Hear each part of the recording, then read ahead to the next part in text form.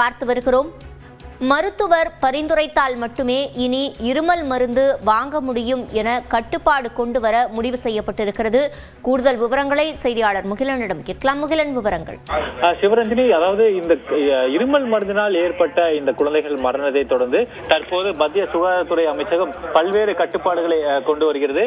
அதாவது இனிமேல் மருத்துவரின் அந்த பரிந்துரை சீட்டு இருந்தால் மட்டுமே குழந்தைகளுக்கு அந்த இருமல் மருந்தை கடைகளில் வாங்க முடியும். அதாவது இதுவரை கடைகளில் லைசன்ஸ் இல்லாத மருந்துகள் பட்டியலில் இந்த இருமல் மருந்துகள் இருந்தன. அதாவது ஒரு தனிநபர் தனக்கு இருமல் இருக்கிறது, குழந்தைக்கு இருமல் இருக்கிறது என்பதை அந்த மருத்துவ கடைக்கு சென்று மருந்து கடைக்கு சென்று இருமல் மருந்து கேட்டால் அவர்கள் அந்த எடுத்து உடனடியாக கொடுத்து விடுவார்கள். ஆனால் இனி அவ்வாறு நடக்காது.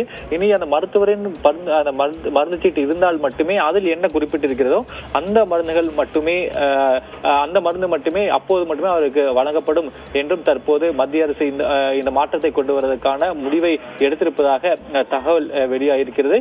இதற்கு முன்பாக இதெல்லாம் ஸ்கெட்யூல்டு ட்ரக்ஸ் என்று சொல்வார்கள். அவ்வாறு இருக்கக்கூடிய மருந்துகள் இனி, அதாவது ஸ்கெட்யூல் கே என்று வரக்கூடிய அந்த மருந்துகள் அனைத்துமே தினந்தோறும் பயன்படுத்தக்கூடிய மருந்துகள் பட்டியலிலேயே இருந்தது. இப்போது அந்த பிரிவிலிருந்து அந்த இருமல் மருந்துகளை மற்ற ஸ்கெட்யூல் பிரிவுகளுக்கு மாற்ற தற்போது மத்திய சுகாதாரத்துறை அமைச்சகம் முடிவு செய்திருக்கிறது. சிவரஞ்சனி, விவரங்களை வழங்கியமைக்கு நன்றி முகிலன்.